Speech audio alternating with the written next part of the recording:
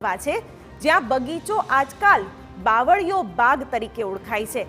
એટલો મોટો બગીચો પણ તંત્રની અણઆવડતને કારણે તે એવી હાલતમાં છે કે ન પૂછો વાત। અને આજકાલની વાત થોડી છે, કેટલાય સમયથી લુણાવાડાનો આ બગીચો રખરખાવના અભાવે જાણે બાવળનું વન બની ગયો છે।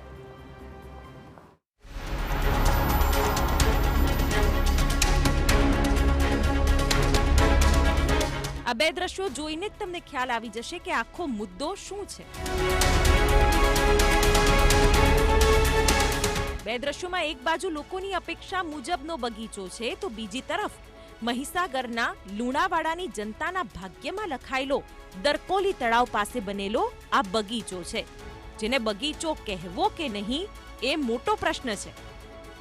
મારા ઘરની સામે જ ગાર્ડન છે, પણ અત્યારે ગાર્ડનનું હાલત તમે જુઓ ને તો બિલકુલ બાવળિયા બગીચા તરીકે જાણીતું થઈ ગયું છે, કારણ કે ત્યાં કોઈ સાફ સફાઈ કંઈ જ દેખવા મળતું નથી। પહેલા ચાલવા માટે બધા બહુ લોકો આવતા હતા, ત્યાં બેસતા હતા, ત્યાં લાઇટ પણ ની સુવિધા હતી, પાણીની પણ સુવિધા હતી। અત્યારે જોવા જાવ ને તો ત્યાં આગળ કંઈ જ સુવિધા નથી, એમ ના પાણી ના લાઇટ ના આમ અંદર બગીચાના બાકડા હતા એ પણ ક્યાં ગાયબ થઈ ગયા છે, દરવાજા પણ તોડીને એના બધું કોઈ સ્પેર પાર્ટ જોવા મળતા નથી, બધું ત્યાંથી ગાયબ થઈ ગયેલું છે। અરે ગાયબ થયું નથી, ગાયબ કર્યું છે, અને કોણે એ પણ પબ્લિક બખૂબી જાણે છે। આપને કહી દઈએ કે 2012માં દરકોલી તળાવ પર બગીચાનું નિર્માણ થયું। ઉદ્દેશ્ય હતો કે સિનિયર સિટીઝનને બેસવાનું એક સ્થળ મળશે।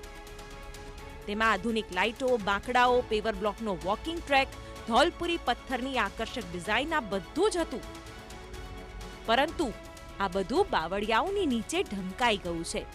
પાલિકા તંત્રની જાળવણીના અભાવે હાલમાં આ બગીચો દયનીય દેખાઈ રહ્યો છે। પહેલો અહીંયા દરકોલી તળાવ પર બગીચો હતો, ત્યારબાદ અહીંયા બહુ ગંદકી ને બધું એ થયું છે। ત્યાં પછી અહીંયા તો કોઈ નજર કે કોઈ તપાસ કઈ કરવામાં આવતી નથી। પછી અહીંયા કોઈ એમની કોઈ મરજી માલિક જ કોઈ માફક કઈ કરતા જ નહીં, એ તો આવતા જ નહીં અહીંયા। અને આટલું ઓછું હોય એમ આખા ગામની ગંદકી અહીં જ ઠલવાઈ છે। માળી હતો પણ માળી ભાઈ નીકળી ગયો, કોઈ પછી દેખરેખ રાખી નહીં, લાઇટ બાઇટ બધું લગાવેલું, પછી કોઈ નગરપાલિકા કોઈ ધ્યાન આપ્યું નહીં। અત્યારે આખા લુણાની ગટર લાઈન અહીંયાથી પાછળથી અહીંયા તળાવમાં આવે છે અને એને બહુ જ ગંદકી થાય છે, અને સામે બધા રહેતા બધા રેસિડન્ટ લોકોને બહુ જ તકલીફ પડે છે।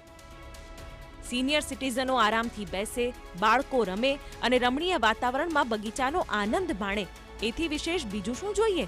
પણ ભય તો એવો છે કે અહીંયા ગાડી આ બગીચો બનાવેલો હતો પહેલા નાનો મોટો, પણ થોડાક સમય બાદ અહીંયા ગાડી બાવળ અને બધું ઊંઘવા માંડ્યું અને સાપ અને મગરનો ખતરો રહેવા માંડ્યો, તે કારણથી અમારે રમવા ક્યાં જવું?